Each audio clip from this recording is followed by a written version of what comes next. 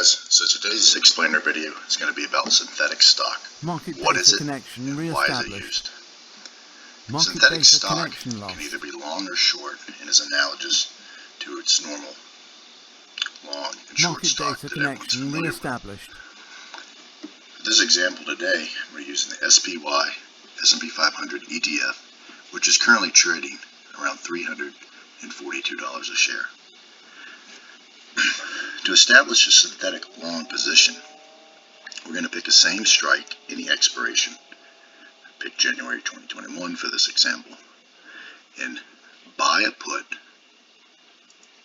sell a put and buy a call. That is our synthetic long stock position. It normally is done at the money, but could be established at any strike.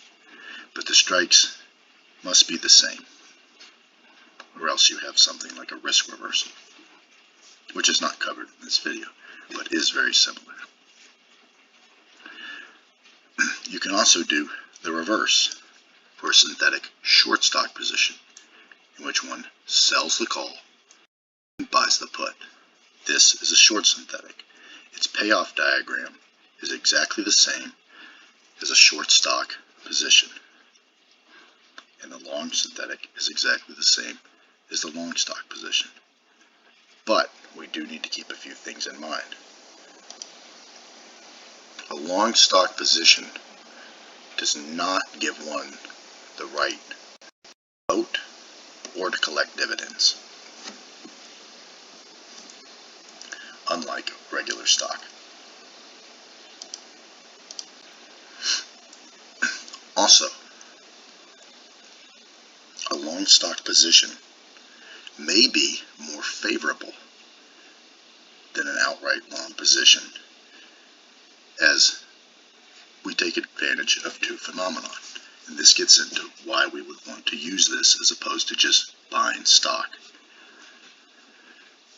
One is that typically equity options have what's called option skew, which will be covered in another explainer video. But for example here, option skew is simply to say that all else equal, ceteris paribus, puts are more expensive than calls. In a long synthetic position, we are selling the put, which is relatively more expensive than the call we purchased. In any case, if options are undervalued, if we believe options are undervalued, we want to buy them, and overvalued, we want to sell them.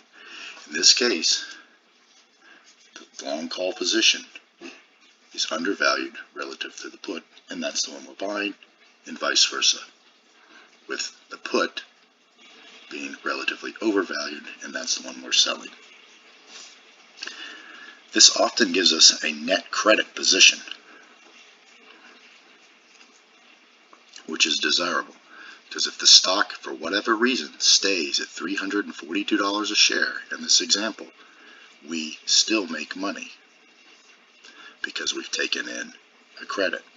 If one was long the underlying stock position and the stock did not move, we would have neither a gain nor a loss, all else equal. Often, if one wants to leverage a position with equity, you can buy stock on margin. The margin comes at a price. Some brokers charge 7, 10, or more % per annum to finance the margin loan.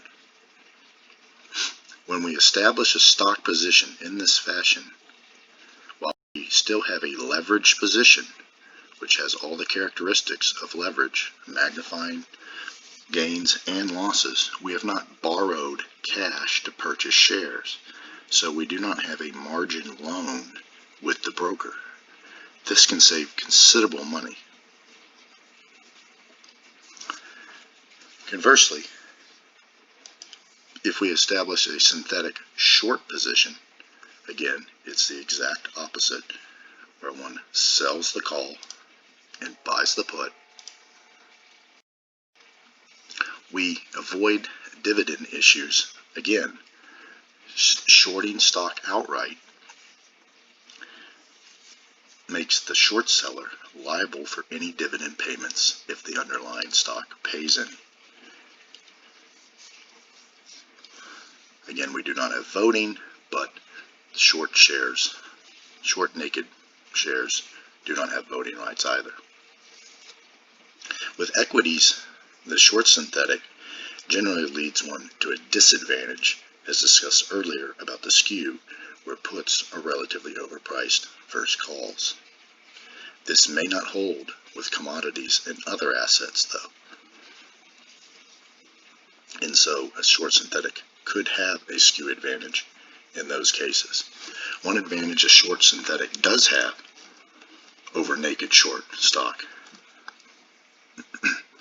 is that there will not be a borrow fee, since we are dealing exclusively with options and not actually borrowing shares to short, in addition to the dividend discussed a few moments ago that we do not have to pay from the person that we borrowed the shares from.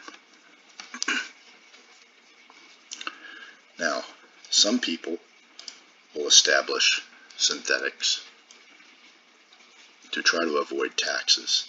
Again, no videos in this series are meant to be tax advice, and I certainly cannot advise someone or encourage someone to tax evade, but this has been used in the past and was once more popular. The IRS technically views this as a constructive sale and voids the tax benefits of this strategy. However, I have personally seen this strategy to go unnoticed by the IRS, and it was very popular in the past. Generally, when this is employed, a person has long shares in the underlying. For this example, SPY. They have a significant capital gain, but fear that SPY may run into trouble and want to be out of their position, yet do not want the tax liability if they sold their shares. In this situation, if one is long the underlying, one could sell the call and buy the put, establishing a short synthetic position. Combine this with a long underlying position, this would give zero economic exposure, yet you would still maintain the shares, so it wouldn't be a sale of the underlying stock. However, as discussed a moment ago, this is technically now classified as a constructive sale by the IRS and disallowed. This, combined with other similar strategies, could move gains and losses into certain tax years depending on one's preference.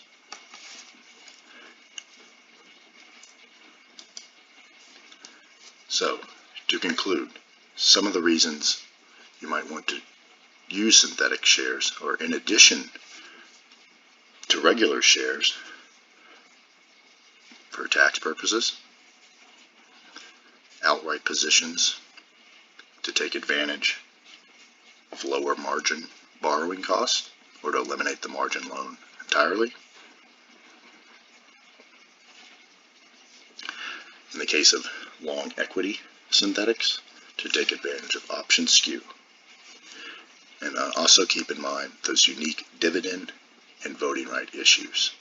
Also, when trading options such as SPY, do keep in mind that these are American options and could be exercised early, thus negating any tax benefits that you may be trying to achieve with the aforementioned constructive sales strategies.